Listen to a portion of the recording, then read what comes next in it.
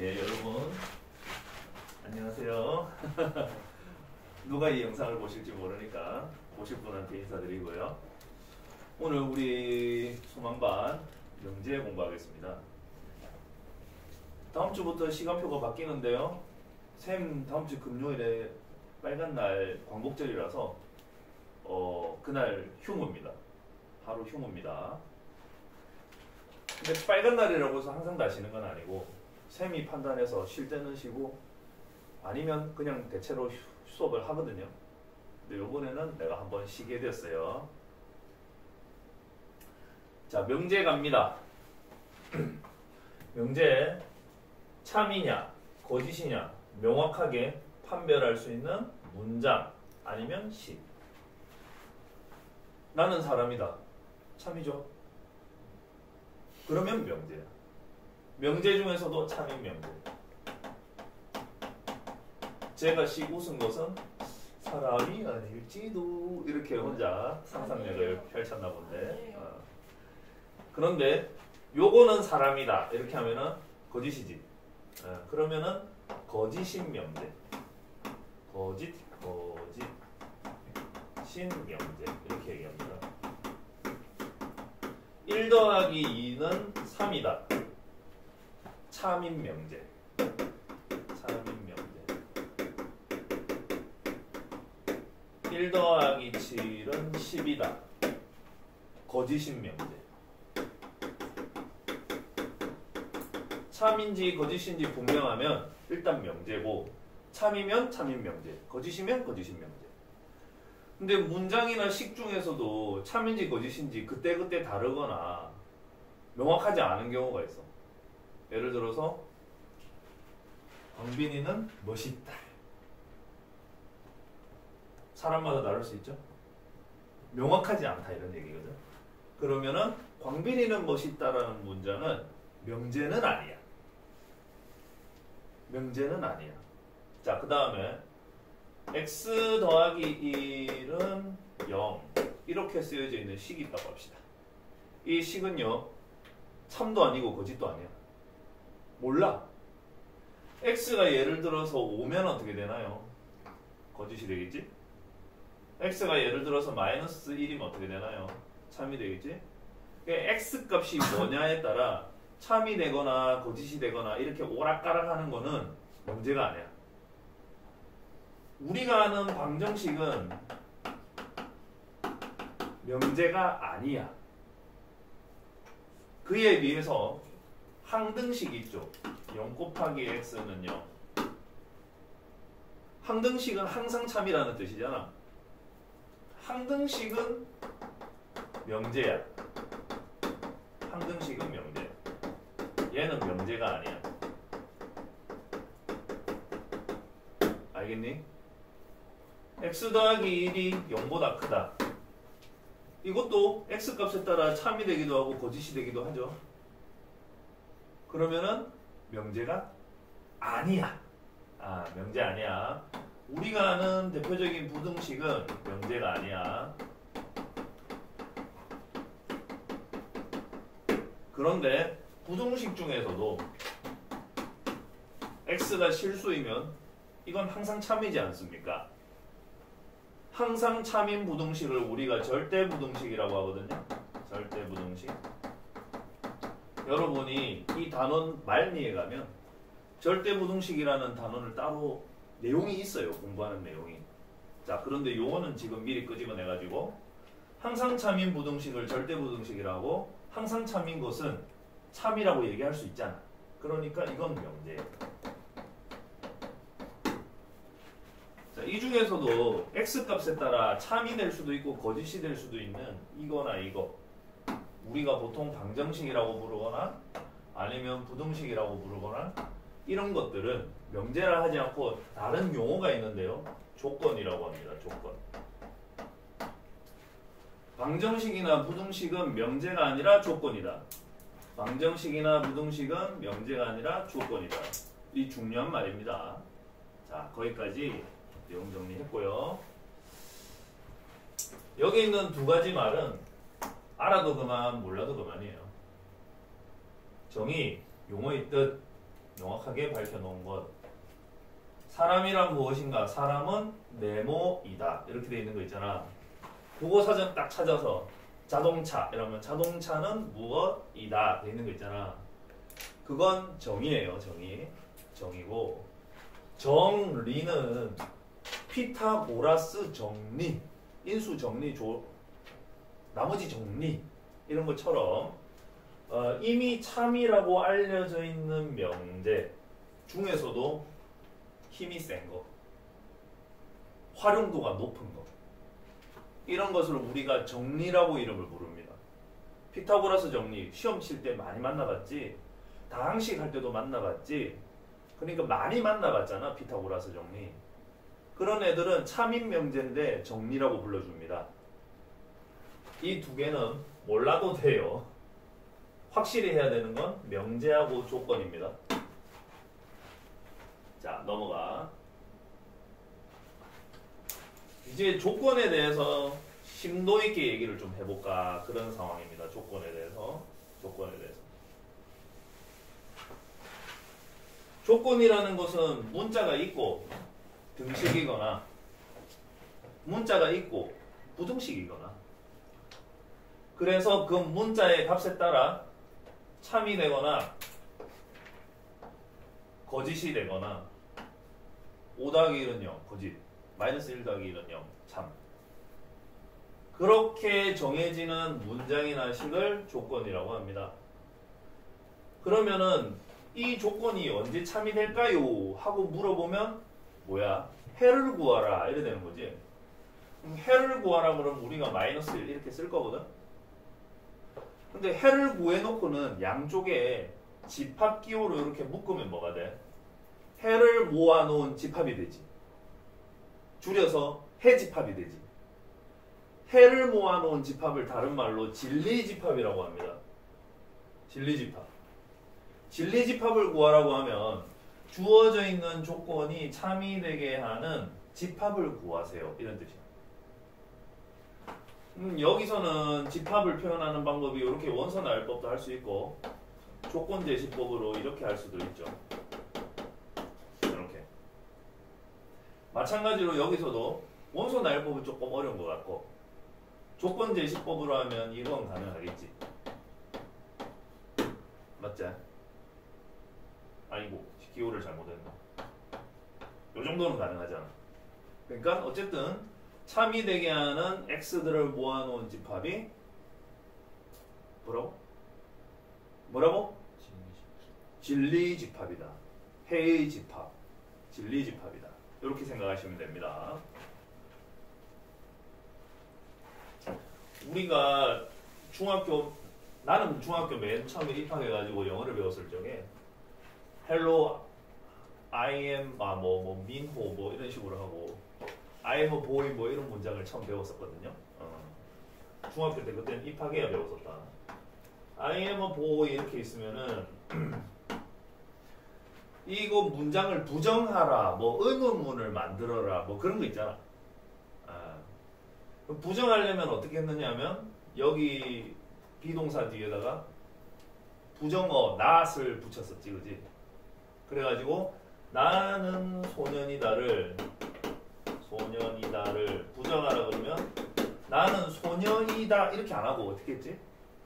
나는 소년이 아니다 이렇게 부정했었지.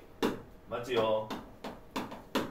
뭐가 아니다, 이다를 아니다, 아니다를 부정하면 이다로 바뀌겠지. 이렇게 부정하는 방법이 있었습니다. 명제를 부정할 때도 그렇고 조건을 부정할 때도 그렇고 똑같습니다. 하는 방법이 그래. 예를 들어서 여기에 P는 명제 P는 이름을 붙인 거고요. 또 다른 명제가 있으면 무슨 명제인지 구별하기 위해서 명제 P 이렇게 이름을 붙이는 거고요. 명제 P는 이게 는이라고 읽으면 되겠지. 땡땡은. 명제 P는 2는 짝수이다. 이렇게 되지. 그러면 이건 참이잖아요. 참이지. 이 명제를 부정하세요 하면은 명제를 부정하면 역시 명제가 돼. 그래서 부정해서 얻은 명제도 명제가 된다 이거지. not p 이렇게 있습니다. not p, not 이렇게 읽어요. not 땡땡 찍고 2는 짝수가 아니다 이렇게 해주세요. 되겠지? 참인 명제를 부정했어. 그럼 어떻게 돼? 거짓인 명제가 되는 거야. 그래서 참과 거짓은 공존할 수 없어. 그래서 종교적 신념을 지닌 사람들은 공존하기가 상당히 힘들어. 자기가 참이라고 믿는 사람들이거든. 그럼 또 다른 거 믿는 사람은 뭘로 보이겠어? 거짓으로 보이겠지? 그래서 종교가 참 융합하기 힘들다고 하더라고요. 자, 명제가 참인데 그것을 부정을 하면 앞에 not을 붙이고 우리말로는 아니다라고 치고요. 부정한 명제는 반드시 거짓이 되더라. 반대로 거짓인 명제를 부정을 하면 참인 명제로 바뀌겠죠? 그걸 하나 기억을 해야 돼. 그 다음에 그거 무엇이냐? 그것도 있다. 전체 집합이 1, 2, 3, 4, 5로 주어져 있어. 다른 숫자는 더 이상 없는 거지. 다른 숫자는 더 이상 없는 거예요. 그때 조건 P는 짝수 이래져 있어. 그러면 조건 P의 진리집합을 구해보세요 하면은 대문자 P를 쓰고 이렇게 집을 지으면 됩니다. 그런 다음 대상이 되는 걸 하나하나 다 나열을 할 수 있죠. 이렇게. 그러면 조건 P를 부정하면 어떻게 되느냐? 마찬가지로 조건 P를 부정하면 조건 not P가 되는데 조건 not P는 X는 짝수가 아니다 가 되고요. 전체 집합 속에 들어있는 원소들 중에서 짝수가 아닌 거를 모아놓은 집합이라는 뜻이 되거든. 그것을 생각해보면 완전히 뭐랑 같으냐면 P여집합이랑 같아요. 그러니 1, 3, 5를 모아주면 되겠죠. 여기까지 이해하셨습니까? 예.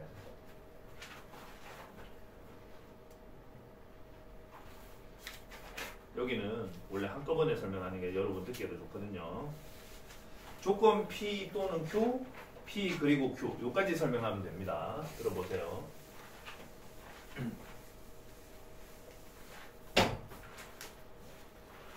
전체 집합 U가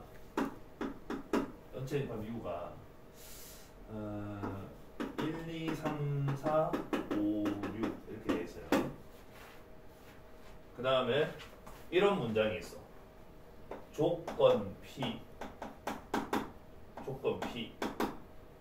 X는 짝수 이렇게 되어 있고요. 조건 Q X는 소수 이렇게 되어 있어요. 그러면 진리집합을 구해보면 2, 4, 6 해주면 되겠죠? 그 다음에 진리집합을 구하면 소수니까 2, 4, 5까지 쓰면 되겠지? 따라왔니? 소수 뭔지 알죠? 그런데 다음과 같은 말이 있어. 조건 P 또는 조건 Q. 그러면 이걸 우리말로 하면 이렇다. X는 짝수 또는 X는 소수. 여기서 이 주어가 여기도 걸리고 여기도 걸린다 생각하면 여기는 X는 생략이 가능하지. 두 번 안 쓸 수 있다는 얘기야. 근데 명확하게 하기 위해서 이렇게 해줄 수 있다고 칩시다. 그러면 여러분이 생각하기에 이 문장은 짝수도 다 모으고 소수도 다 모으는 거 아니겠습니까? 그죠? 그렇기 때문에 다 모은다라는 의미에서 진리집합을 표현하면 이건 합집합이에요. 또는이란 말이 들어가면 합집합이란 얘기예요. 아시겠죠? 니도 다 모은다 이런 얘기야. 그런데 조건 P, 이고 조건 Q 노래되어 있으면 X는 짝수이면서 혹은 짝수이면서 또는 짝수이고 X는 소수 이렇게 하면 짝수여야 하면서 소수여야 하지. 준영아 맞지? 그러니까 무슨 집합이라 할 수 있어? 두 개 동시에 만족하는 집합을 뭐라 그래? 교집합. 그렇지. 교집합이라고 하지. 요렇게 돼요. 이해하셨습니까? 그래서 원소 나열법으로 당연히 나타낼 수 있습니다. 여기는 2, 3, 4, 5, 6이고요. 여기는 2만 달랑 들어가지. 이해하셨을까요? 자, 그런데 여기서 조금 어려운 거. 이거를 부정하라 그래. 다시 말하면 얘를 부정하라 한다고. 그러면 어디서 출발하냐면 요게 이제 어렵다. 어려운 거는 순간순간 나오는데 그 타이밍을 놓치면 계속 어려운 게 쌓이게 되거든.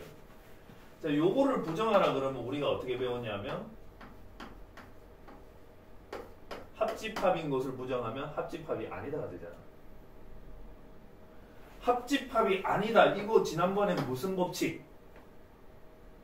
드 모르간의 법칙 해서 방법은 뒤집고 해서 구했었죠. 기억나십니까?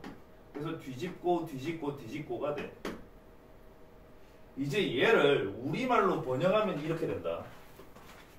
not P 이고 not Q. 이건 not P지. 이건 not Q지. 교집합은 이고잖아. 그러니까 이것을 부정을 하려면 덥나? 덥나? 아, 손풍만 돼 있고 냉방이 아니었구나. 더웠지? 나는 오늘 아침에 일어났는데 방 안에 온도가 20도인 거야.